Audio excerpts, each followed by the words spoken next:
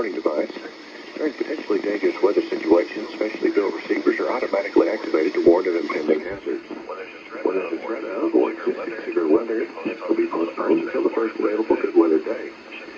Should this broadcast and the warning alarms vary at any given location? This variability, normally more noticeable at greater distances from the transmitter, may occur even though you're using a good quality receiver in perfect working order. This warning alarm will be activated for warning selected watches affecting locations in portions of western Kentucky, southeast Missouri, central Illinois, and southwest Indiana, and northwest Tennessee. This includes the western warning device to now return to normal programming.